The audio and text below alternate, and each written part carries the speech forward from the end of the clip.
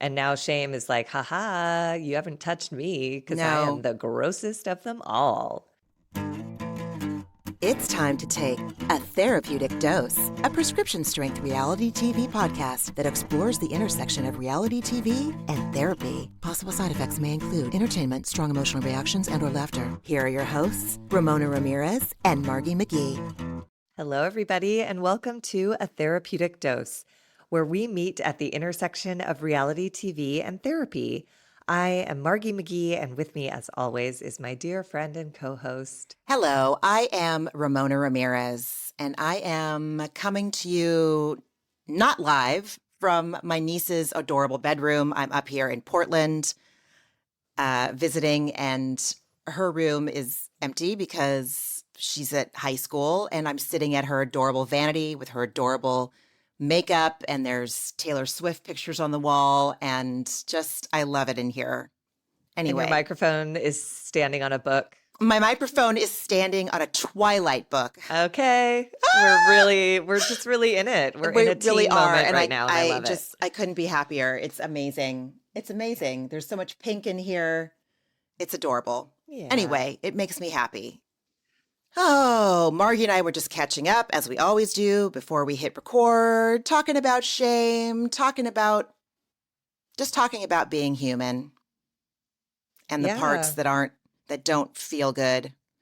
And it's so nice to know that I'm not alone and that I can talk to you, Margie, like warts and all, and you get it. And even if you're feeling similarly, we're both loving and accepting of the other. And what is better than that, you know? Well, and it's so helpful just to like reason it out with you because it gave me a whole new perspective on it, which is the whole layer of the onion thing. Mm-hmm. Layers of the onion, which I always hated that expression because I hate onions. And they make me cry. I don't understand. But Yeah. like we were just sort of talking about how we have lots of recovery in tons of areas in our lives. And this is sort of the last beast that seems to be haunting both of us. And it goes into its corner from time to time. So I can be like, oh, I got it. Or my shame it's in its crate. It's crate trained. It's not. It comes out whenever it wants to. And it made an appearance for both Ramona and I this week. And it's really rude and really loud and really obnoxious. And Ramona helped me reframe it as like, this is just what's left. Like so much of the other crap has been dealt with or welcomed or all some combination of the two. And now shame is like, haha, you haven't touched me because I am No, the grossest of them all. it's not. I'm not Slimy going to and be ignored, Dan. Like, that's the energy it has. a Even though that hundred movie is percent misogynistic AF, that line is iconic and it fits. fatal It attraction. is Fatal Attraction, Mm, right? Oh, wait, is that the Sharon Stone one? We're talking about the Glenn Close one. Is that Fatal Attraction? I think so, where she boils a rabbit. Yeah. Yeah. So misogynistic, that movie, but so good, man. Her hair and her dress when they go dancing. Oh my God. Glenn Close, beautiful. Such a good movie. So misogynistic. But Anyway, also, but it speaks to a part of me. Like when I get crazy in relationship, yeah, so I certainly have never acted on anything like that. right. But it's not like those thoughts in my imagination couldn't exist, you know? I will not be ignored that's Yeah. what isn't that in Big Mouth, isn't it the shame monster? Oh my God, he's Or is so it the awful. shame No, wizard? it's the Shame Wizard. That's It's the right. Shame Wizard. Yeah. So Oh, we're the shame yes. wizard has just come to roost. Big mouth. It Yeah. gives and gives. It Yeah, it gives does. and gives. It reminds me that I'm not alone. But that's where it comes in. The big mouth kids, they're children. And those feelings and those coping skills, those toxic scoping skills, like they arise in this way to protect you in this very perverse, cruel way. Yeah, and it's the human experience, I guess. If there's a cartoon that has a shame wizard, they named it. Yeah. They named the good parts and they named the parts that are so painful and so mean. Last week we talked about depression kitty. This week we're talking about the shame wizard. And there's the anxiety mosquito. Yes. Like they really get all of it. So voiced by the incredibly talented Maria Bamford, who embodies the anxiety mosquito like so. Oh my God. She's just an example of like having having mental health challenges and doing a whole big life anyway. And some days it's fun and easy, and some days it's really painful and hard. And she continues to do it all anyway. Yeah. And sometimes that's all there is to do, is just feel like shit and also have a life. Oh my God. And what's incredible is that she's built this dynamic, huge career off of being 110% authentically her. Yes. She wrote the book, Sure, I'll Join Your Cult. I recommend the audiobook because you get to hear it in Maria's own cadence, and she's incredible. Obviously, she's a prolific voice actor, and she had a show on Netflix called Lady Dynamite, which is really adorable, like really, really great and so funny. And she does stand up around town, around LA, and no, she tours too, I believe. So probably, yeah. Maria Bamford. I wrote her not long ago. I emailed her. Oh. What was I going through? I can't remember, but I emailed her and said I was having such bad anxiety. I fall asleep to podcasts every night because having ADHD, like the thoughts just pummel me 24 effing 7. They pummel me. And it's terrible for sleep. And so I told her, I just want you to know that like your book was a really helpful tool because you lulled me to sleep. So thank you. And she's like, I'm glad I could be a tool. She replied. And it was, and it was just funny. And I don't know. I wanted her to know that not that she needs my validation, but that when artists share themselves, it's an incredibly vulnerable feeling. And she doesn't need my validation, but when artists share themselves with that much vulnerability, I really like to validate that and remind them that they didn't do it in vain. Again, not that she needs my validation, but that she's helping through her honest experience. And yes, it's peppered with incredible humor, but it's still honest and relatable, and it helped me. It helped me. She was of service. That is why art is so powerful and should be taken so seriously. Yeah. Revered. And every artist likes to know that their work, especially the most personal stuff, because people who don't like things are very quick to get online and say something shitty about it. So I imagine it means a lot to know that exposing that much personal, vulnerable material had an impact. It a did. Good one. It did. I love that you wrote her. I think that's great. And I love that she wrote back. Of course she did. She gets it. She totally gets it. Oh, cheers, Maria. If this podcast ever crosses your path, I raise a neon butterfly fidget toy that I borrowed from my kid because when I record, I'm either playing with a pen or doing something. I've got to have something in my hands. And the fact that fidgets have become normal and passed out in my kids' classroom, fidget cushions, fidget spinners, fidget plastic neon butterflies. And I was like, Leo, can I borrow a fidget? He's like, absolutely, Mama. Aww. So shall we? Let's do it. Okay. This is season 14, episode 12 of The Real Housewives of Beverly Hills, Land of the Free, Home of the Shade. God. Oh, God. Well, we pick up where we left off in Augusta, Georgia, where Garcelle, Sutton, Junebug, and Kyle are packing up, getting ready to go. We check in with Erika for a second as she loads furniture into her backyard in like a really unsatisfying moment. With SpawnCon, the name of the company. I wondered what the hell that was. I was like, why are we doing this? SpawnCon, for sure. So naive. No, you're not. It's just, I see right through her, dude. Yeah. Anyway. And then we have Dorit FaceTiming Bose and inviting her to her 4th of July barbecue. Yeah, she used to host this with PK, but this is the first year she's doing it without him. And so we'll get to that later. But we land back in the Augusta kitchen. And Garcelle and Kyle confessed to listening in on Sutton's conversation with Reba, where Reba had said she could come to California. I think I could do that. And Garcelle was proud of Sutton for getting everything out that she'd wanted to say. And Sutton agrees it was good. And then we see Reba has emerged and is standing in the midst of this conversation, entered unnoticed, I bet she overheard everything. Of course she did. Yeah. What a weird creep. But I mean, everyone at this point has a sense of humor. Like there's so much freedom once the truth is out there. Everyone's energy was so much more relaxed. So even Reba made a light joke of like, well, you're chatty this morning, Garcelle. And she's like, well, we were just confessing to listening. And like once the truth has been addressed, the whole energy of that house changed. You're so right, Margie. You're so right. They were all truthful, so they were free. Yes. And it was later. Oh my God, you're so right. I love that you said that. Poor Sutton, in her confessional, she said she's walking on cloud 9 because she hasn't felt this way since her sophomore year in college, and she doesn't want to leave. And I am so scared for Sutton because this is all it takes.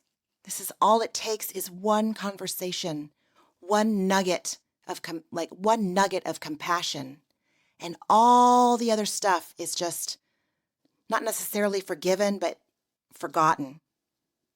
And I am so scared she's going to be disappointed.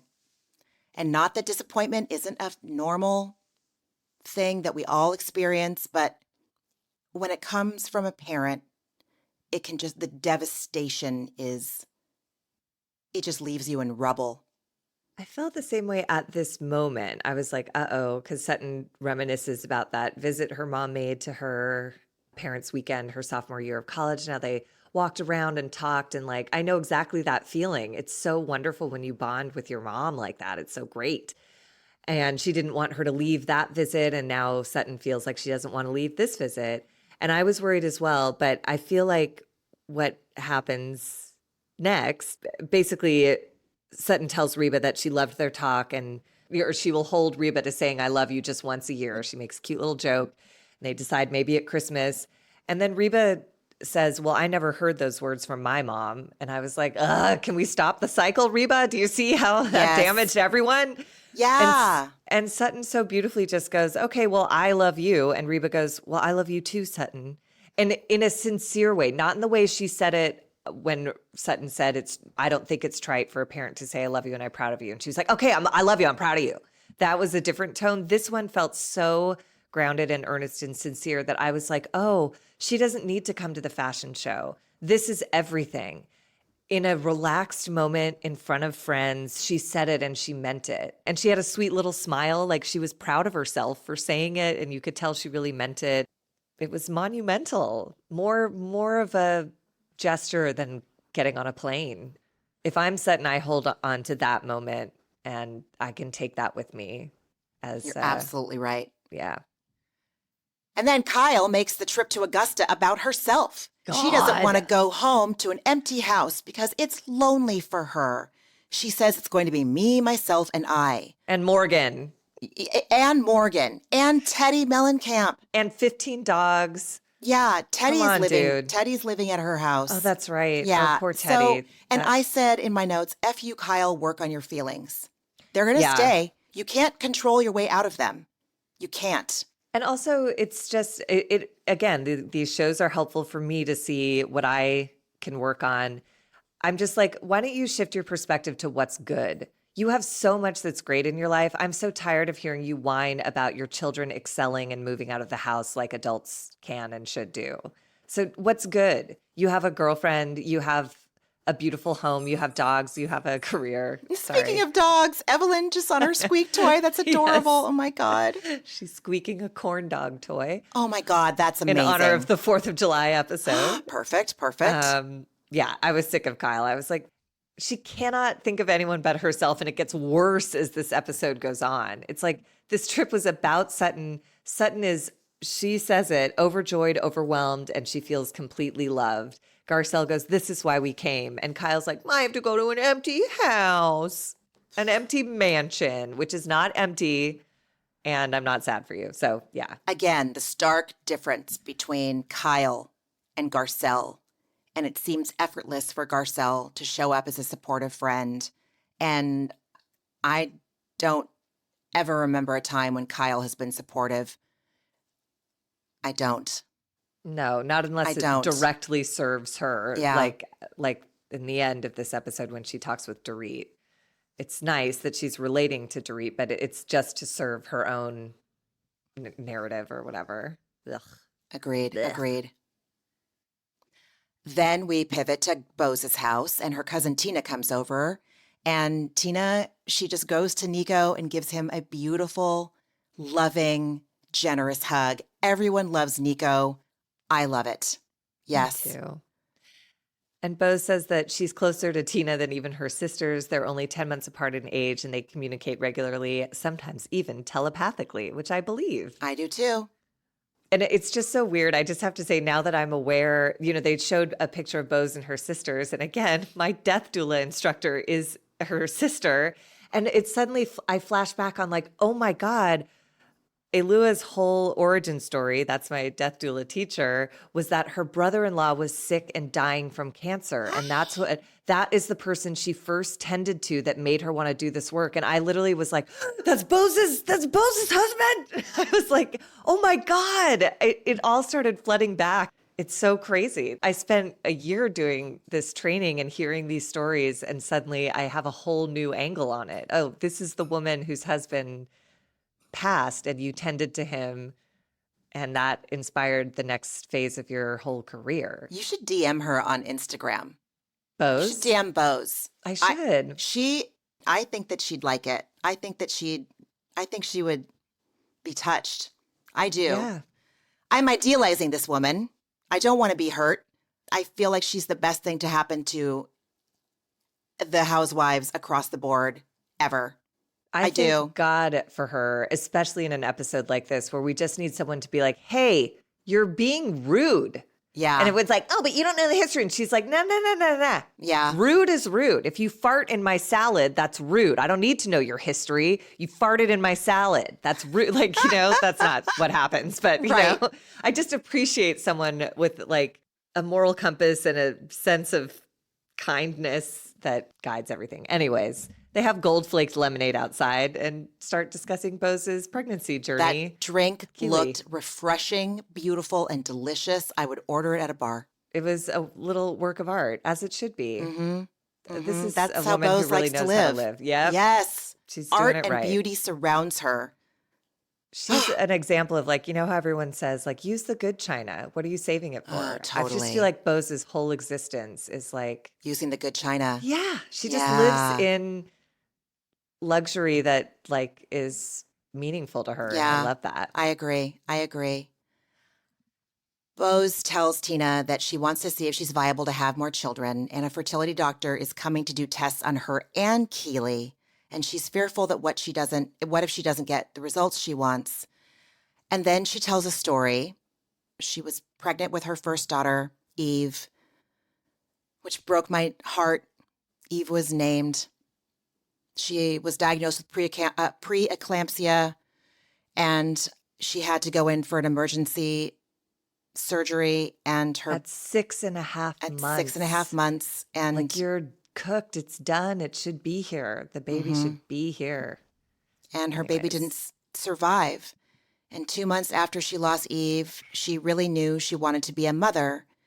And I could relate to this, say emphatically that even though I could relate, I did not experience a tragedy on the level that Bose experienced.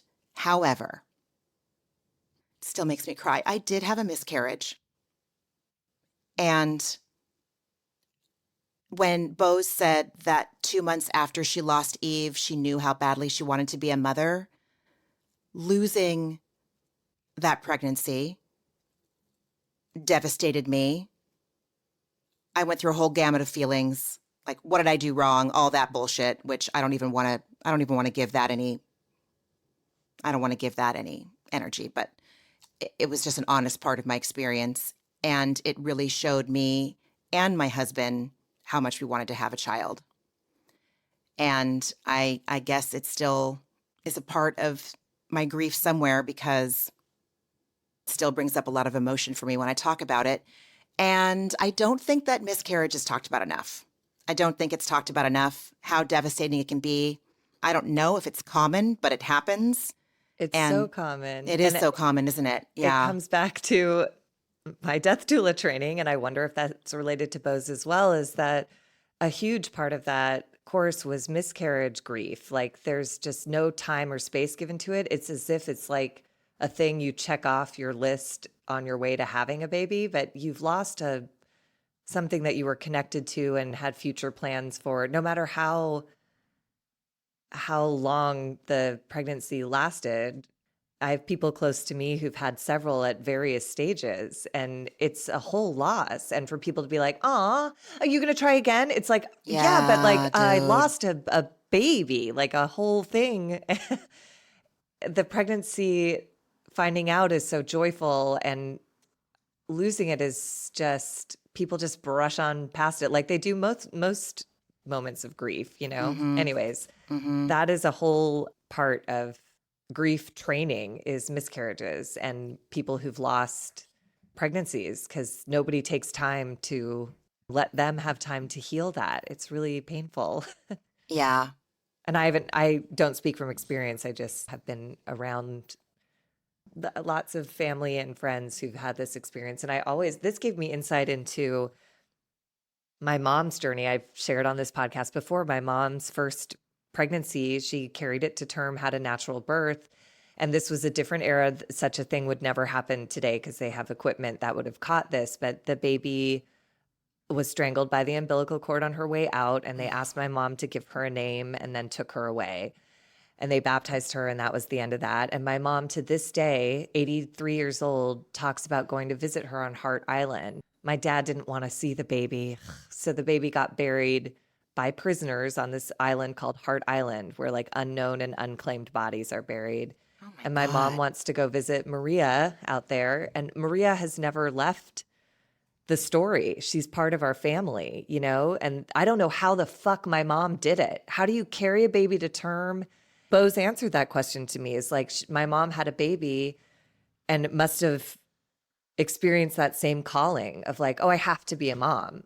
So I'm going to do this 2 more times. And Bose talked about how her pregnancy with Lael was, in her words, horrific, because at every turn she was expecting it to go wrong. And I can only imagine that my mom had the same experience with both my sister and me, because she doesn't believe in baby showers, because she's like, until it's here, it's not a thing. Because she had an experience of going to the hospital, the excitement of labor, and then the delivery went left. And it's just it's such an act of bravery to come back from a miscarriage or a loss at that stage. It's just so, but I feel like Bose just helped me understand that like you can't not. If you need to be a mom, you have to find your way to be a mom. Yeah. So I feel for everyone who's experienced that. I know people that have also experienced a loss of a baby, like when it's no longer a concept, an abstract concept. Like you've seen the ultrasounds, you've heard the felt the heartbeat. baby, right? Yeah. And to lose the baby, my heart breaks for everyone that's gone through that. And I send them all love. Yeah. And that Oh, Bose, like for kind of the first time, we see her weeping as she's talking about this. And Tina, I mean, this family is just full of like the wisest human beings I could ever imagine. Tina says, to be on this pregnancy journey with this man is both of you saying yes to whatever may come, but one step at a time. Meaning like this may end in tragedy. This may never happen. This may end with a beautiful, happy birth. But both of you are saying that you're committed to any outcome if you step on this path. And Bose earlier had said that she is starting to sense that both she and Keely are like, I'm not sure about this anymore, but neither one of them wants to disappoint the other by bringing up that topic, which again gives me, I have concerns about how these two communicate with I love yous and like flying in a fertility doctor when nobody's really sure if they want to do this anymore. So clearly they've figured it out. But I thought this was a beautiful scene. I love Tina. I hope she comes back all the time. Me She's too. wonderful. Me too. Yeah. Me too. Oy, oy, oy. And then in stark contrast, we go to Kyle in a robe and a cowboy hat asking Siri what the temperature is going to be. Like, just, it's What am I like, going to wear? I know. so boring. I What know. a dumb, so boring. And just typical, just self-obsession and yeah. And boo-hoo again about like, my only friend is Siri. I have to ask her what the temperature is. What am I going to wear? It's just like, please stop. Everything, you're Stop. fine. Just Yes. stop it. And please, with the cowboy hat, please stop. Then we pivot to Dorit's house for the 4th of July party. PK is not there for this holiday. They typically do up every holiday. We see flashbacks of them dressing up for various Halloweens. Okay, whatever. Part of what I love about being in Portland when I get to come is that, my sister watches Bravo too. And so she was sitting next to me last night as I was taking notes. And my sister theorized that she wonders if Dorit and PK are divorcing so all their assets can be in Dorit's name. If any law enforcement comes after PK at all for whatever shady business misdeeds he's committed in his life. She saw somewhere that a headline somewhere, an article somewhere that said that their house is in pre-foreclosure, which I hadn't heard for some reason. Had you heard that before? Yeah, I mentioned it on this podcast. Oh God, but I'm so it sorry, I hadn't- forgot. No, but I didn't remember where I saw it, and you were like, I haven't seen it, and I'm like, you're this Reddit queen, so if you haven't seen it, it can't be real. I'll double check, but I Googled it. Your sister may have seen the same headline I did. It which was is like I don't know. the articles, the only articles that said it were like all about the tea or reality tea or the daily fail and the Sun. So I don't know, but they supposedly missed 4 house payments. And I also told my sister, I'm like, there's no way, dude. Like Dorit is not a good enough actor to carry off this big ruse. And she looked at me like, sure, Jan.gif. Like, Ramona, wake up. And I was like, holy shit, is she right? Morally revealed. We'll see. Yikes. The way PK is behaving, it doesn't seem like he's trying to have Dorit be an ally. So, or maybe that's why he had a friendly conversation with her last week. Or maybe that's part of I the don't plan. know. They're trying to like create this story. Dorit seems really broken though. She does, and that's what I told my sister. I'm like, dude, she's different this season. I don't know, but she's skeptical, which I appreciate because It's fair. It's very They've given fair. us plenty of reasons to wonder about what's really going on ever. Exactly. But Dorit does feel like there's something missing without PK there, and she's looking forward to not feeling too sad while she's surrounded by loved ones at this party. And then a bunch of lovely families and friends arrive. This is an all ages party. Kids are there. There's a big inflatable slide. And Dorit greets them all and then runs upstairs to get a body chain. Again, not my life. Yeah. And then Sutton enters and just this again, it's my dad, pitches a fit about not being greeted at a barbecue. At a daytime barbecue for families, you're really going to stand inside, go outside, go introduce yourself. There's lovely people out there. And she just pouts in the room, and it's an open concept. Pocket doors are open. So you're just sitting there on full display, looking at the party going on mere feet away. You're just doing this to be a brat and throw a tantrum. And in 12-step rooms, we learn to show up places to be of service. You don't go looking for what you can get. You go with something to fucking offer. You find something or someone to offer that too. Her attitude was just I hated it. I was so annoyed with her. There's a party literally going on right outside. What are you doing moping in the fucking foyer waiting for someone to greet you? This isn't like a royal coronation. It's a 4th of July hot dog barbecue. What do you want? Ugh. Her You know what? stupid bedazzled shoes. Then I started hating everything about her again. I'm Oh, like, I know. I hate your jeweled shoes. Get out. I was like, oh, Sutton shows up in her little red sneakers. For And her neuropathy. you know God what? bless. You're absolutely right.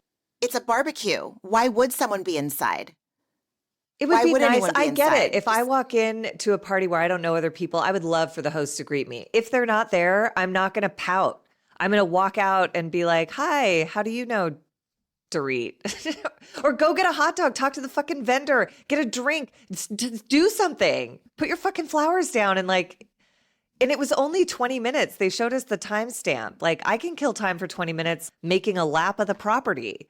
Just fucking don't. 20 minutes when there's a whole ass party going on outside. Ah, that's so Just, wild. That's so oh wild. my God. So Ay, ay, ay. victim-y and so annoying.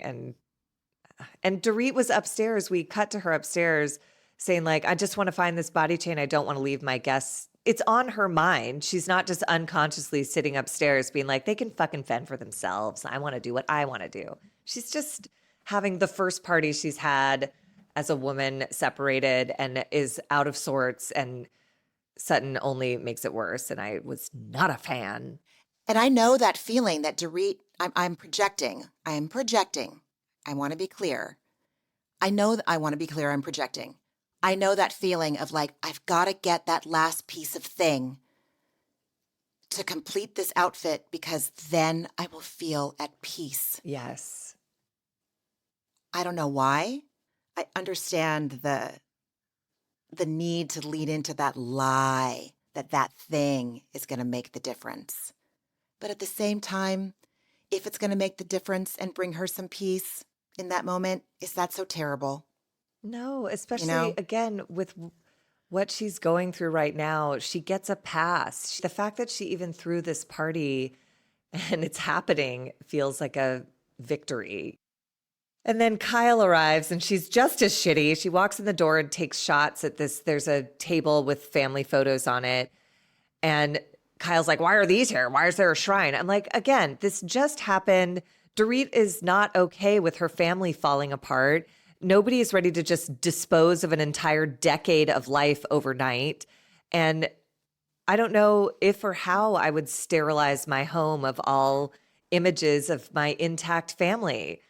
Like, I just, Kyle's so, again, impatient with everyone. She's like, what is this, a shrine to PK? It's like, he just left. Dorit's head is still spinning. She's not yet in acceptance that this is actually ending. Just leave the pictures alone. Just walk in and hug your friend, for Christ's sake.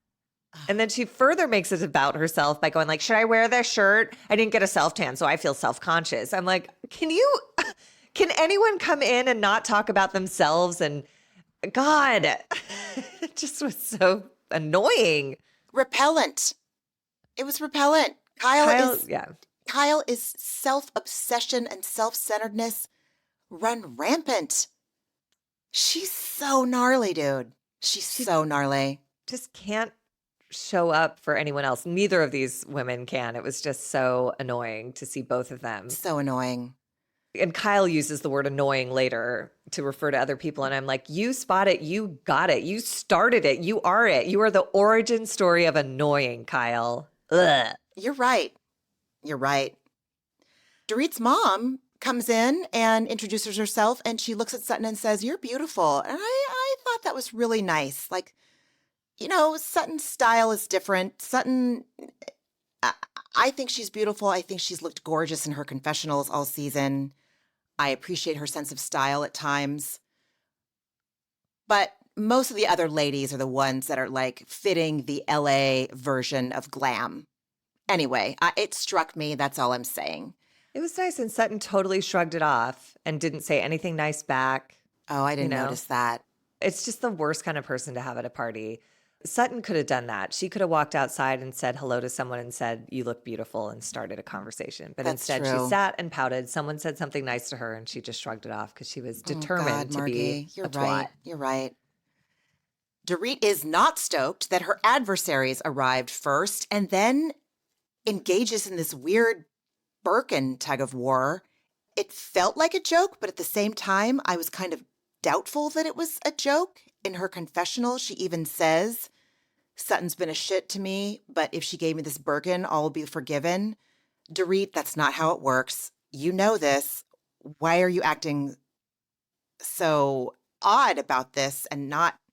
I think she'd It hoped was to make a weird. joke, but like the emotion is too raw and charged. And so it couldn't be a joke. It was bad. It did not help things for either one of them. This is the first instance in this episode. There's going to be more when they're outside all together. This is the first instance that we see Dorit projecting her anger at PK on another person that she perceives to have problems with alcohol.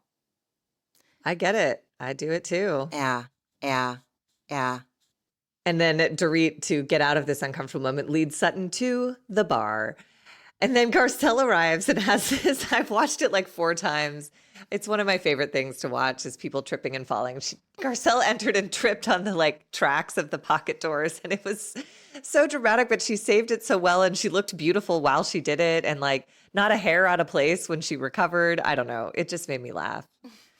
And then we see Phoenix. Phoenix, Dorit's daughter, is like an amazing dancer. We just cut to her doing like a grand jeté by the pool. And her technique is stunning. She's great. love it. I would go watch her dance. Aw. And then here we go. Garcelle asks what Sutton's drinking and if it has alcohol in it. And Sutton says she's having a watermelon something. And yes, it has booze in it. And then we have Dorit's next misguided joke attempt where she goes, did you just ask Sutton if her drink has alcohol in it? Essentially with the tone of like, does a bear shit in the woods? Is the Pope Catholic? And Sutton is immediately reactive and offended because she is an alcoholic, in my opinion. And she just goes, you're such a bitch, which was a lot for a barbecue. See, it's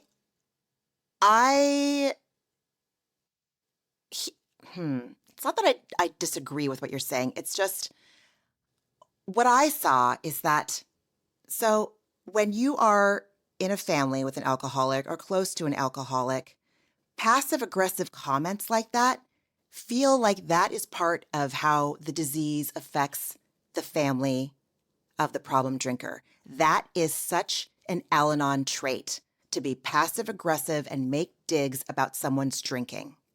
And so we really see how much Dorit is mired in her part of the alcoholic family system. This is what it's like. That's one of the weird things that comes up. What do you think? Do you agree? 100%. I mean, I just got to the place where like, I'm like, everyone's behaving terribly and Sutton should leave. And I did write in Dorit's confessional when she talks about, you know, Sutton threatens to leave and she says, run, little crybaby, make sure you have a drink in your hand. And I just wrote, oh, this is too far. Go to Al-Anon. Her drinking is none of your business. Yes. And I just sort of like, I spot it because I got it, Dorit. I do the same thing when someone's drinking bothers me, but I have enough recovery now to know to like not say that shit out loud. All it does is provoke the fight. If you engage, as they say in Al-Anon, you don't have to go to every fight you're invited to. I think it's so rotten that Sutton said, you're such a bitch. That is an invitation to a fight, but I have enough recovery to be like, do not fight with an alcoholic, especially one who has a drink in her hand. And we know Sutton had a roadie. It's Sutton. You know what I mean? You're not going to be engaging with a rational, sober person. So just fucking don't. It is, but when they roll tape and do the flashbacks, we see all the scenes where Dorit is talking about Sutton's drinking throughout the years and not being kind about it, which maybe should have been a clue that, she was already dealing with PK's relationship with alcohol, unhealthy relationship with alcohol, alcoholism, what have you. And so I could see that if that has been building up over the years, I could kind of sympathize or empathize with why Sutton reacted that way. Like Dorit has not been kind to her about her drinking. But it was only one thing. It was Dorit saying, I wonder if Sutton put vodka in her coffee. And then the reunion where Andy was like, were you implying she has a drinking problem? And she didn't say no. That was it. It's not like she's put a campaign together. Yeah, maybe she is oversensitive about it because she knows it's the truth. Sutton, 100%, I'm talking about. Because Sutton's like, well, Dorit has never apologized for contributing to the rumor or myth that I have some sort of drinking problem. And I was just like, well, don't give him something to talk about, Sutton. Like, it's been years of God. this now. Why do I continue to rationalize her behavior? Why do I continue to be in denial about Sutton? What is it? Because Dorit is so approaching it so wrong. You know what I mean? It's like Dorit makes herself so hateable that it takes the focus off of Sutton. Because you're right, Dorit is approaching this completely wrong. She's taking her inventory. She's being passive aggressive. Don't serve alcohol at your party if you invite an alcoholic and don't want them to drink. You know what I mean? Like, you have some control here too. It's a daytime party. Like, just don't then. They're both at peak alcoholic Al-Anon. Their isms are in the driver's seat, and it is so unpleasant. And there's no solution except someone leaving. You just got to get out of there and get recovery and try again in 6 months or something. That's exactly what's happening. They're playing their roles to a T. You're absolutely right, Bargy. You're absolutely right. And Sutton threatens to leave, and Dorit is like, I'm not looking to argue with you. Just don't call me a bitch in my own home, for fuck's sake. And Sutton stands up, and this is all, again, at a 4th of July barbecue with children. Like, everybody is really resonating at a frequency that does not belong at this event. And Garcelle jumps to Sutton's defense, which is just so unpleasant, saying she's sensitive after that vodka in the coffee comment. And Dorit rightly is like, I'm sensitive, Garcelle. And I'm like, yes, nobody should be at this party. This should not be a party. Everybody leave. You're all not in a place to enjoy a 4th of July hot dog. And then Dorit in her confessional just lets her passive aggressive shit about her ongoing resentments, I should say, about Sutton over the years that she has developed. And I, in that moment, thought that this is giving us an inside view of what the fights between her and PK must have been like when they went down. So we are seeing what Dorit is capable of when the shit hits the fan and they are going mano a mano in that ring, she and PK. And so we know, like, oh, she's capable of being real cold, real cruel. Yeah. Yeah. But I get it. I mean, I guess maybe that's where I sympathize with Dorit is until I found therapy and recovery, I did the same thing. Every alcoholic was my dad. I'm still doing it. Sutton is still making me work through my shit. Hopefully she won't love the behavior she witnesses herself carrying out in this season, and maybe she'll get a little support on how to not let an alcoholic dictate your behavior and your life, your experience, your joy. Yeah. So Kyle and Garcelle are trying to convince Sutton to stay, and in Kyle's confessional, she says, it's not lost on me that Sutton gave me shit for leaving Bose's wellness day. And she projects onto Sutton. She spots it. She's got it. That Sutton makes rules she doesn't follow herself. Oh, Kyle, really? Really? Look in the mirror, you self-centered, self-obsessed, sick person. Yes, indeed. And in the midst of this, Bose has arrived and makes the unfortunate comment of, excuse me, bitches, as she walks up. And Garcelle's like, no, that word just started a whole meltdown. Kyle asks Dorit to come smooth things over with Sutton. Dorit says that Kyle and Garcelle can do it, that she's not interested in engaging with someone who called her a bitch in her own home and wouldn't apologize for it. And then we get this whole conversation around that sisterhood pledge. And I'd forgotten about that. I'm like, Sutton, you really did set yourself up to be unlikable in this moment. Dorit's like, remind her of the sisterhood pledge that she had us all tie a ribbon around our hands about. And now she's calling me a bitch and storming out of my family barbecue. Like, come on. And Dorit's right. She in her confessional, she says, I didn't bring up the alcoholism last year. Kyle did. And we flash back to that party where Kyle says she wasn't sure if Sutton's erratic behavior had to do with her being on her first drink or her fifth. And that was Kyle. Dorit's right. Dorit just piggybacked on that. And Sutton gave her reason to. Nobody said, that's crazy. Sutton seems totally not drunk ever. That comment lives in my head rent-free, as the young people say, when Kyle said that. I didn't know if you'd have a couple drinks or you had taken your foot medicine. She knew what she was doing. I Of maintain that course. she knew she was being a cruel asshole and taking the low blow and the low road. And Sutton shot back by saying, "You've already lost two sisters. You want to lose another?" I mean, they I were mean, both in their roles, weren't and they? that's the thing is if you get in that fight, that's what you get. Nobody, Mm-hmm. everyone's awful. So I was just on the edge of my seat being like, just go, Sutton, get out. This is all bad. Everyone's getting meaner and meaner. And then Dorit wonders if Sutton's big reaction to this joke is because there's truth behind the myth, as Sutton called it. Dorit wasn't joking, though. She knew what she No, was doing, too. So she's being of completely course. dishonest in this confessional. Everyone is terrible. Everyone Everyone's is terrible. No terrible. one's winning. You're right. No, You're right. everyone needs, they need to be split apart. No, there's no conversation that will make this okay. Everyone's in a bad place. And everybody's projecting on everyone else.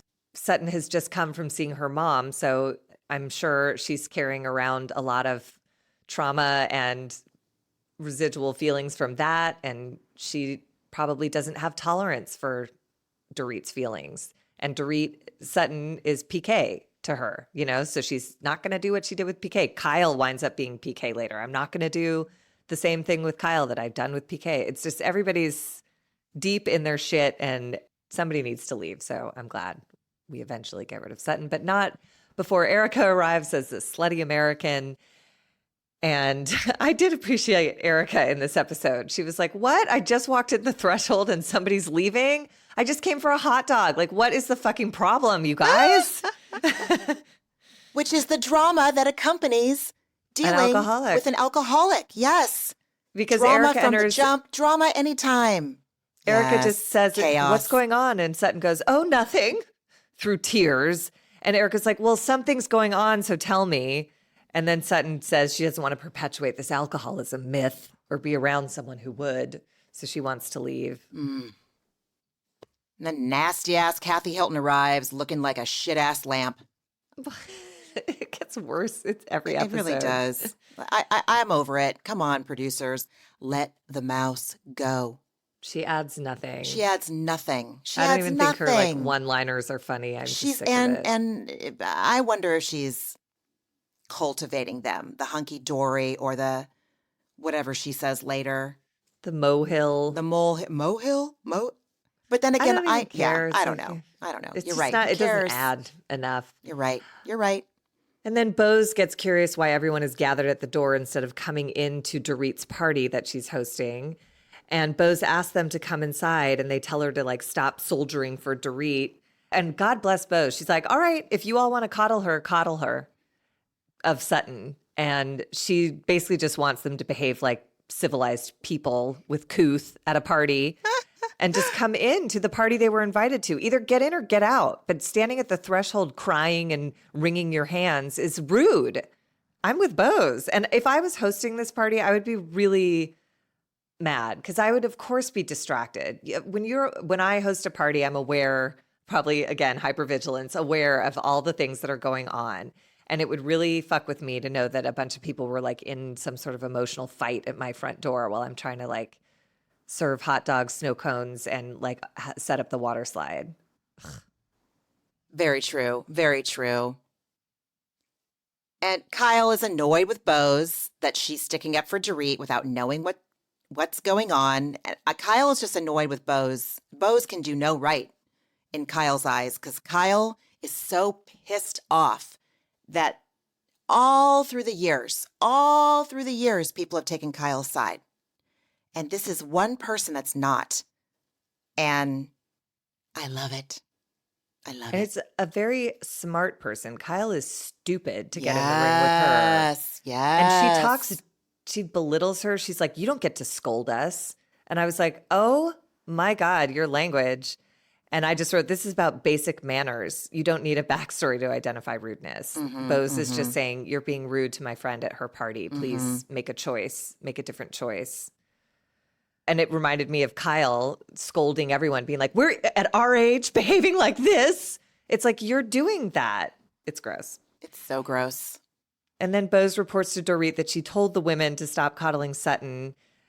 And Dorit is so like moved by this. And Bose is like, "It's not a thing because it's just, they're just being rude to the hostess. That's all I was trying to bring to their attention." And then Dorit says, the lack of empathy, support, or even sheer kindness. Don't be a bitch. Don't be a vile human. Don't be a douche. It was so weird hearing the word douche come out of Dorit's mouth. Like, it was just, I don't know, it grossed me out. I don't know. It undercut everything. Like she's so in the right in this moment, and she just ruined it for herself by talking. Just Totally. stop talking. Totally. And then Sutton, again, in her alcoholic victimhood, I've ruined this and I'm going to leave. And I was like, you have, go. Just get out of here. And then Sutton claims in her confessional that Dorit has gone after her for years, which I don't remember. And then she just gets in the mud. I'm sorry that your businesses have failed and mine has not. I'm sorry that you can't have a clean divorce and I can. I'm sorry for all of your problems, but your problems are not mine. And then it's so mean. And then in the, previews for next week, it sounds like she just says to Dorit, I'm richer than you. And so I am better than you, which is clearly what she believes. Absolutely. And it makes me, I loved Sutton at the beginning of this episode. I was so excited for her to have heard that I love you from her mom. And by this point, I'm just like, get out. You don't deserve anything nice. You're an asshole. Yeah. This is so unnecessary. A divorce is a trauma, and Dorit's has just started, and she's going through it with an asshole. Like, what do you want? Congratulations on marrying a richer, less assholey man. Like, I just can't with Sutton. Don't get me started. She didn't make her own money. The righteousness, I don't know where she gets off. She got really lucky, and she should be really grateful. I agree. Just leave Dorit alone. Let the mouse go, Sutton. Oh, God. Very true. So they all go outside and they sit down, and Garcelle tells everyone that Sutton left because she doesn't feel welcome and said the vodka comment was out of line. I think it was too. Dorit knew what she was doing. And Bose and Dorit say it's not cool to call someone a bitch in their own home. I mean, Dorit started it. I don't know if I agree with the whole don't call me a bitch in my own home. I think that that's this weird, old school respect bullshit. I don't know. Do you disagree? I do. If I'm hosting a party, I went to all this work, I'm completely destabilized because my personal life, financial life is falling apart around me. Someone walks into my space, I'm barely holding it together, and calls me a bitch? Absolutely not.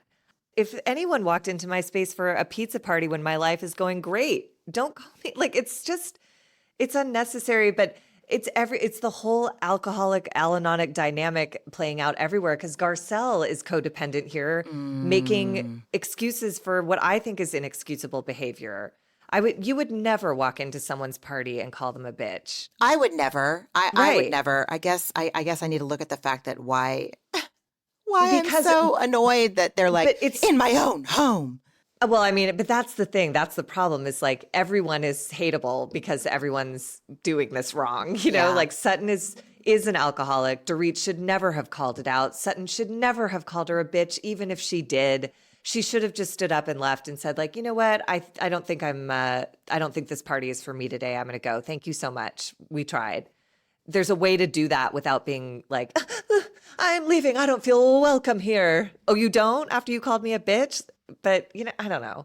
You're right. Everybody's right, and everybody should go, because this is just crazy. I can't. I'm with Bose. Bose says, somebody walks in my house and calls me a bitch. Those are fighting words. Yeah. And then Kathy Hilton, who is the ultimate mean girl, says, none of us are mean girls. Kathy, you just sit down. Goodbye. I don't, just met with total silence, because everyone's like, we all are, and we all know it. Yeah. That's not going to work here. And then Bose says, like, why can't we all rally around Dorit in the spirit of sisterhood? And Garcelle's like, where's your spirit of sisterhood when you call us rude? And Bose says, I'm calling things like I see them. And Garcelle says, we are too.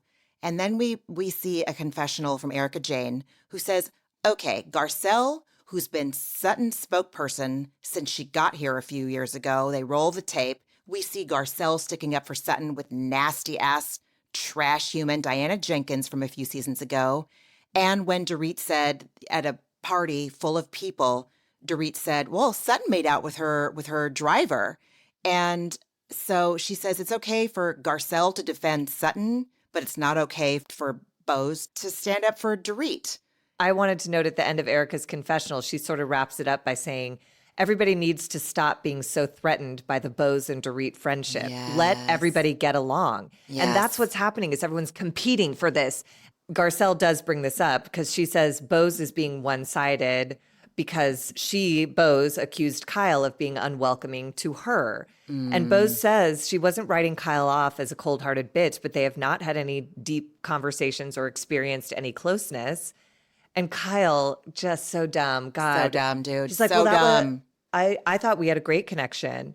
And we see a flashback of all these conversations that on Kyle's side went great. But Kyle gives no thought to how the other person is experiencing it or if they're getting anything out of these interactions. Again, Kyle came to Bose's bedside after abdominal surgery and was like, look at Dorit hugging Mauricio and my flowers are better than Dorit's flowers. And anyways, bye. It's like she just came out of anesthesia and this is what you bring to the table? And all of the connections that Kyle is claiming to have had where she expressed warmth were just really superficial, meaningless conversation, forgettable conversations, just surface conversations. So shut up, Kyle. Shut up. And Bose just says the vibes aren't vibing with Kyle. There's nothing to work with. She says, I don't know anything but her being sharp. And Kyle whines about being singled out, claiming that Bose developed a loyalty to Dorit because she met her first. Like, Kyle just cannot come to terms with the fact that Bose doesn't like her because Kyle sucks. Not because she met Dorit first, not because she's experienced any kind of bias, but because she has spent time with Kyle and doesn't like her at all. That's you, Kyle. Bose says, like, I won't be led. I'm not someone who's led to an opinion. I don't like you because I don't like you. And I asked Kathy because I cared to try. But like, if this is it, forget it. She sees what all of us have been seeing this entire time about Kyle. Again, I've said it so many times since we started talking about this season of Beverly Hills. The Kyle we're seeing in this season is her true essence, the one that she is when I watch every appearance on Watch What Happens Live. She finally does it in this episode when she just gets real see you next Tuesday The real Kyle is here. Real Kyle is here. And Bose, she sees through bullshit. Dude, you can't win. She sees the truth. Her job deemed it. Kyle, abandon hope, ye all who enter here. Get over yourself. She is too dumb to be entering this argument. And she's all over the place. So she started by saying, well, I thought our interactions have been wonderful. I've loved getting to know you. Then Bose is like, well, it's not working for me. And Kyle's is like, well, you've been very hard on me, at the Viper Room, suggesting that Kyle block PK to fairly eliminate any, temptation or threat of communication in the name of girl code for your friend who you claim is your friend. It's totally reasonable. It's not being hard on her. And Kyle goes, okay, Judge Judy, you've never even met PK. And Dorit is like, why should she have to meet him? That is the ultimate question of like, again, in the 12-step rooms, they talk about principles before personalities. Oh, yeah. The principle we're fighting for here is girl code. Why do you need to meet the guy? To make an exception to your principles? Ew. And also let her meet PK. See if she's like, oh, you know what? You're right. He's great. I would love for. Yeah. I can't stay away from him. I got to talk to him. He's wonderful. Oh, Fuck my off. God. Oh, my God. Can you imagine? No. No. Anyway. We get a confessional from Erika who basically just says, like, this shit is exhausting. And I was like, yep, because it's just bickering, fighting in circles. We do eventually get to the point where Dorit says to Kyle, well, I don't know anything that's going on with you either. I understand why Bose hasn't gotten to know you because we've been friends and I don't know a damn thing that's going on. And then Kyle whines about, I was married for 28 years. I'm like, you're saying things that I know about you and I don't know you. So that's weird and not enough. And there's just more juvenile screaming back and forth. And Dorit, in a really centered moment, tries to clarify that if did they reset at Garcelle's beach house or not? On the beach, we hugged and said, let's move forward and try again. And Kyle now suddenly is like, well, yes, we did start fresh and clean. We did. But both of us have to build from scratch. Both of us have to earn trust back. And it's like, okay, Oh, fucking K.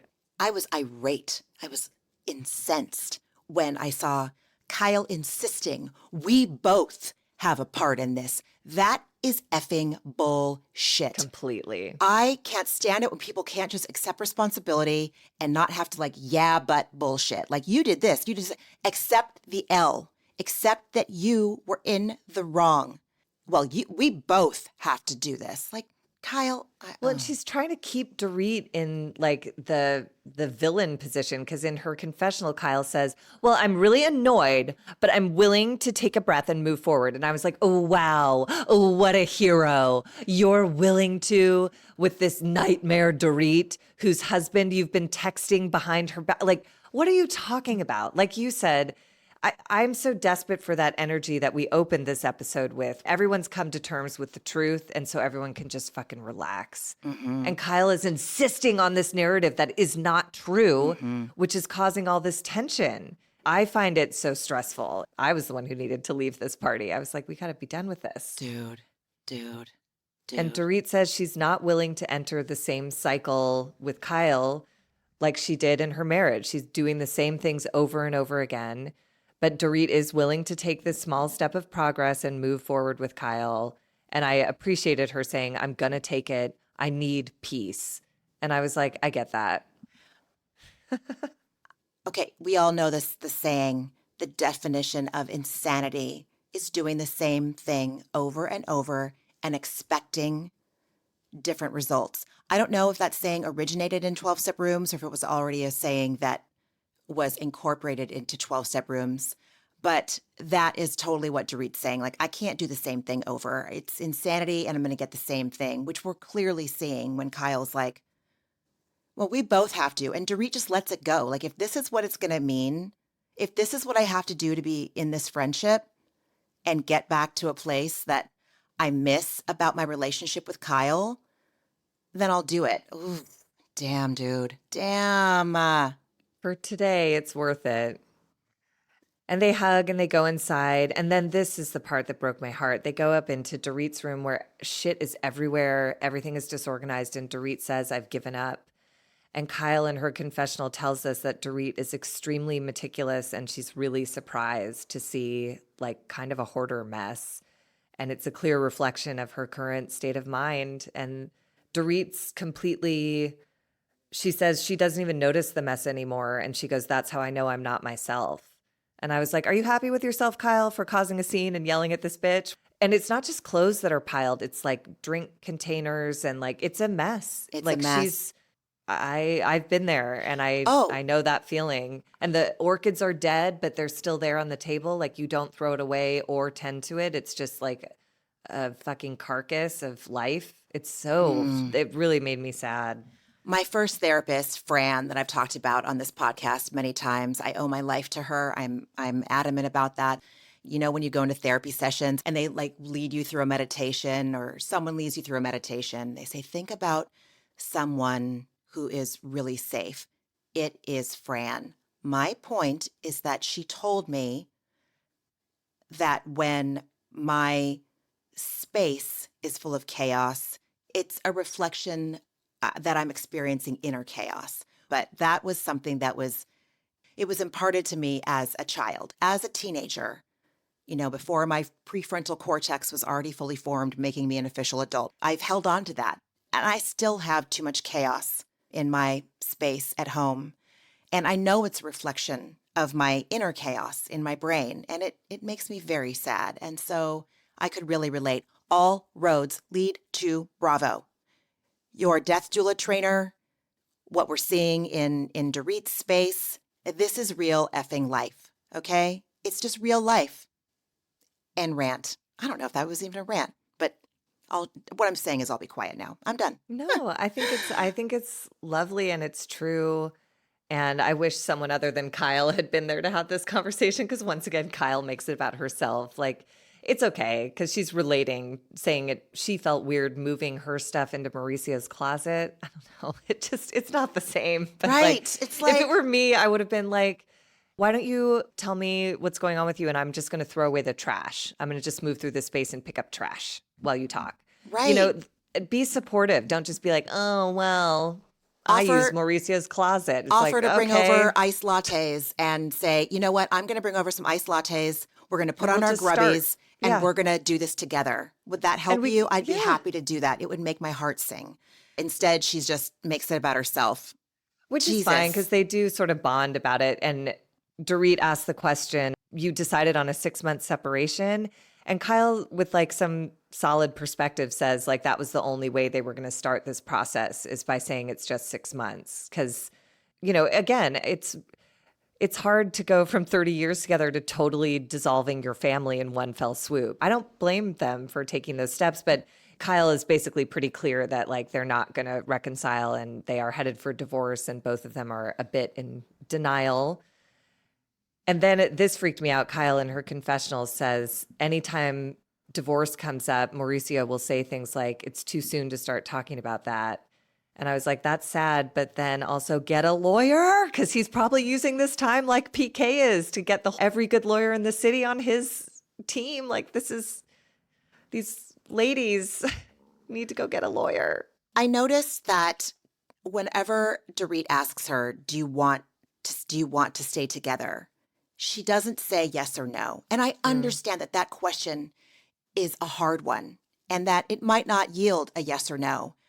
But my feeling is that it's not really that she doesn't know. I think it's going to go against the narrative she's cultivating for the audience and her castmates to garner sympathy. Like, she's with Morgan. She's with Morgan. She's with her. Yeah, and that Stop became it, Kyle. clear, like, because I've been like wondering a little bit. But then this week, you know, as much as we make fun of Teddy, she's going through some very severe health stuff this week. And it was reported that Kyle and Morgan showed up at the hospital. And I'm like, Kyle, like, you're not like alone. You're not without a companion. What you want is what everyone who's ending any relationship wants, is for it to be like it was. And it's really painful to come to terms with that never being possible again. But you've already moved on. You started it. Yeah. Cry me a river about him hugging a model. You always say, you did a video in a strappy bikini making out with this girl who sings songs about doing blow off your stomach on the kitchen floor. Like, come on. Yeah, dude. Please. Seriously. Oh, it's so ridiculous. Ridiculous.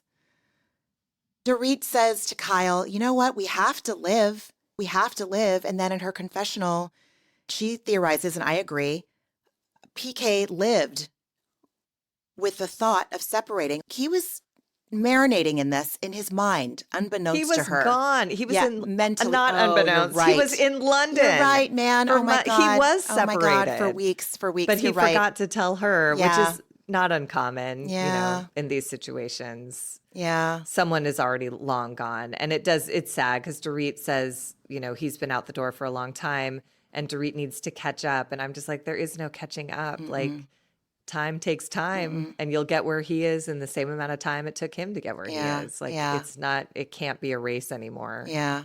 Yeah. Ay, ay, ay. Ay, ay, ay. Kyle says that she never expected her and Mo would be here. And in Dorit's confessional, she says that she's really missed this feeling of connection with Kyle. And Dorit says that if the man wants a divorce, they're going to get a divorce. She can't stop him. So sane and sober. Very, very. And then Kyle asks her, you know, when you're not with him, do you like your independence? And Dorit says, no. And then Kyle lies, again, makes it about her. And she says, yeah, we're in the exact same situation. No, you're not. You are not in the exact same situation, Kyle. You're not. Mauricio was never gone for 2 weeks at a time, not communicating with you or his children that he loves. Palpably, we have seen it for years. We know what kind of dad he is. He is the opposite of PK. Whether or not I think he's smarmy, whether or not I agree with his business practices, we've seen Mauricio as a dad, and he's been present and loving and supportive. And so they're not the same. No, and it just happened. This is just happening in real time to Dorit. And Kyle has been living with this for 6 months or longer. Over a year now. Yeah, dude. And Dorit does wonder if PK is dating and if he's living a single life. And Kyle says it would be hard to keep that under wraps because they're all so high profile. And then we get a black screen that says 1 week later, and the story breaks of Mauricio with a photo kissing this young, scantily clad model at an airport in Greece. And we see Erika FaceTime with Kyle saying, did you know this was coming? And she said, no, and I don't really know how I am. And I was like, I do. You're in bed with Morgan. And it's never fun to see your ex with the next person, but it's a young supermodel in Greece. He got as far away from you as he could. Like, just let it be.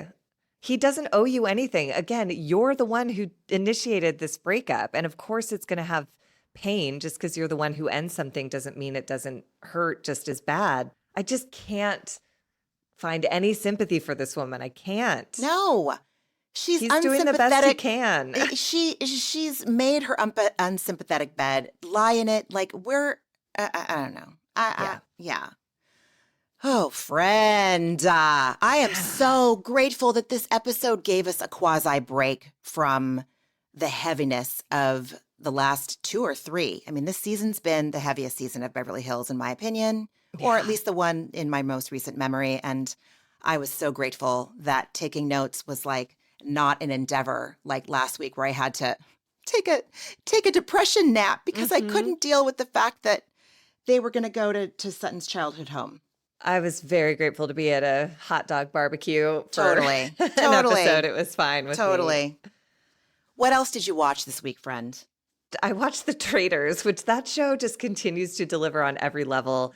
The casting is perfect. Tom Sandoval is hilarious unintentionally. The editing is amazing.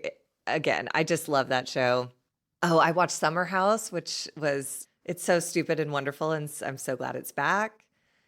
And I watched the SNL 50th anniversary special, which plays into my antidepressant a little bit because I watched it with my mom, which was really fun. I love that. I love that. What else did you watch? I don't even know if I'm caught up on The Traitors. Did you see Tom Sandoval sing? No, I've been reading about it, and I'm trying to stay away from spoilers, but I've seen his name mentioned on Reddit about last week's episode. I haven't seen the SNL special, but it's definitely on the list. I watched the mini docuseries called Scamanda. Oh, yeah. That podcast was riveting. I listened to that. Every minute of it. Great. And the documentary actually has information that I did not know. Just like that Grey's Anatomy one, Anatomy of Lies. I thought I knew the whole story. There was more to be revealed. Same with Scamanda. I recommend the podcast. I recommend the docuseries. I would listen to the podcast first. The best thing that I watched, though, since we last met, the season premiere of Yellow Jackets. It's back, and Showtime had Paramount Plus, whatever. They had the first 2 episodes, and shoot it into my veins. Melanie Linsky is just that. I love that show so much. I find it just riveting and terrifying. So that's what I watched. Scamanda, awesome. Yellow Jackets. Mm-hmm. Yeah, I forgot Yellow Jackets came back. I gotta revisit that. All right, friend, talk to me about your antidepressant. My antidepressant was a long weekend of family and friends and like so much laughing and smiling. I went to a dinner party with Groundlings friends and we played stupid games and just like laughed so hard. I talked to my niece on the phone who I just adore, and like I got off the phone with her and I was trying to do a meditation, and it was one of those guided ones that's like relax your face, and I literally couldn't. I was smiling so big because she had just shared some like very happy, exciting news, and I was so happy for her, and I could not stop smiling. Like my face was pulled in a smile, so I couldn't meditate.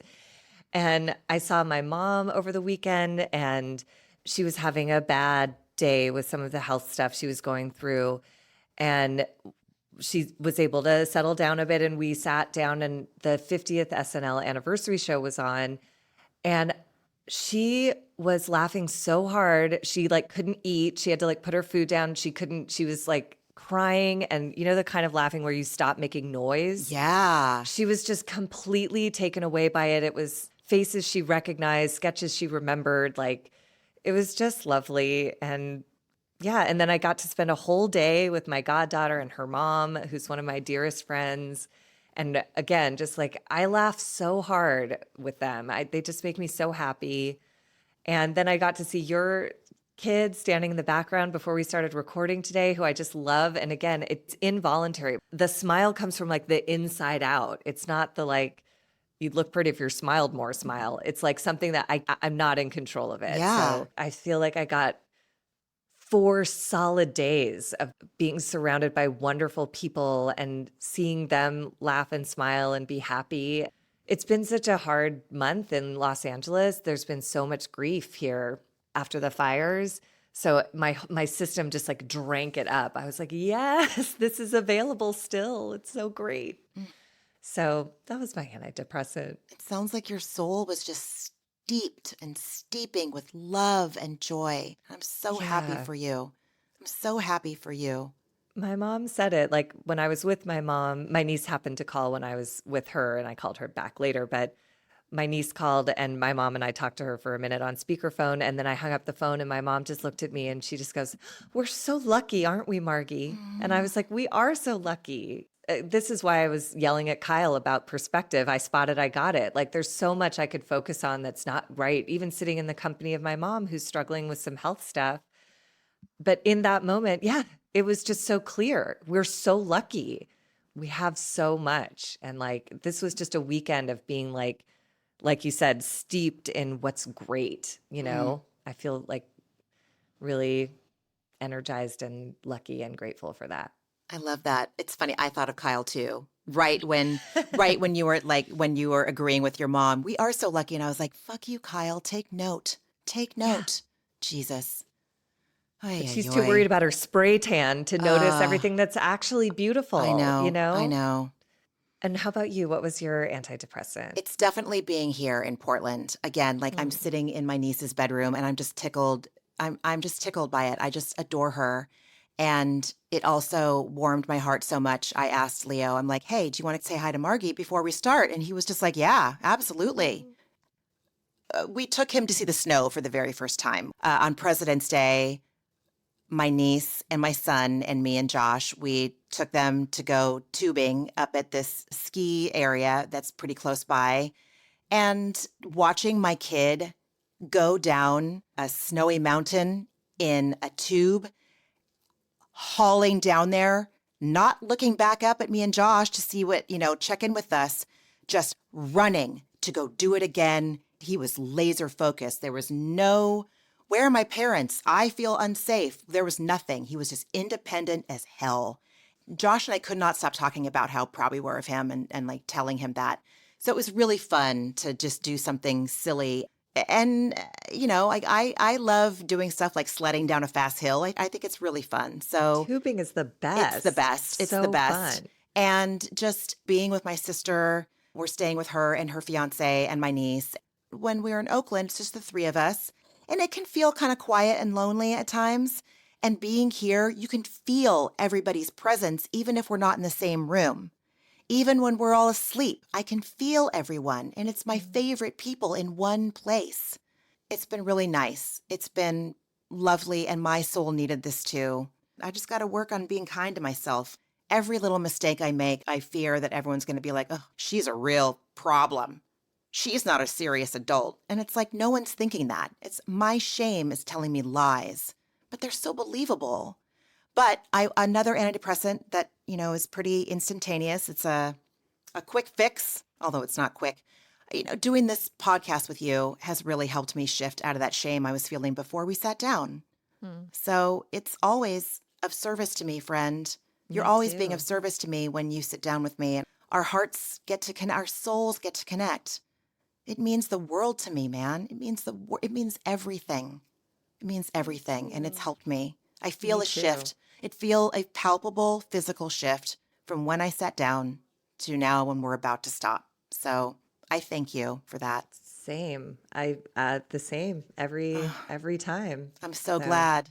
And if yeah. if I can make you feel like that, I can't be bad. I can't be as No. bad as I think I am. Well, and the lie is that it's all one or the other, Oh, yeah. And Yeah. it's like there are parts of me that are. I mean, we talked about how we both started our morning by spilling coffee. I had to change my shirt twice because I got it on my shirt twice, and some things just aren't going to resolve, or maybe they will, but I don't know. Who knows? My point is, I am not my coffee spill 2-shirt morning. Right. You are not your coffee spill On the wall. delayed on the wall God. morning. It's part of us, but like there are other parts of us that have lots of value. And yeah, You're like right. you talk about with your kid, like, are you a bucket filler? And you are. Overall, I'm a bucket filler. I'm a coffee spiller. That's You're right. the story of the day today. You're absolutely right. You're And both are absolutely right, true. Margie. And it's frustrating and embarrassing to spill. I'm an adult. I know how to handle a coffee cup. What the fuck happened? How did I knock it over? I was standing there looking at it and my arm hit it. How? I know. It's not even possible what happened, but it Dude. happened. And it doesn't define me as like an inept member of society. It was just a moment. So You're right. You're very right. You're very right. Thank you for that reminder. You're right. Everyone, be loving to yourself. If you spill coffee, if you're just perfectly imperfect because we're humans, try not to indulge your shame wizard. Tell your shame wizard to knock it off. You're not wanted here. I'll do the same. or just take a peek at what's good. Like, Yeah. like the tone of my mom's voice saying like, we're so lucky. It was that like top of the roller coaster feeling of like, I just need to remember to visit that part. The other part comes to visit me. The darkness is like, hey, have you thought about this? And I have to remember to be like, yeah, and also these things are happening that are beautiful and lovely. Oh my God. Every It's time a I talk to you, practice. I feel more healed. I do. I do. Same. All right, everyone, take good care of yourself this week, and we will be back next week to talk more about, oh yeah, I anticipate a very Kyle heavy episode. Oh boy. Ready. I gotta get ready. Get ready, because Mo's paparazzi pics are going to be. Yeah. I got to practice my patience. God, with I'm this already woman. exhausted. I That's know. hilarious. All right, on that note, everyone, we'll talk to you later. Bye, everybody.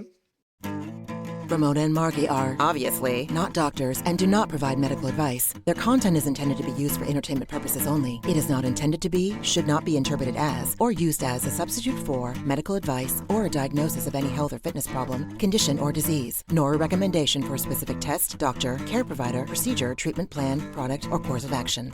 My mom isn't a doctor.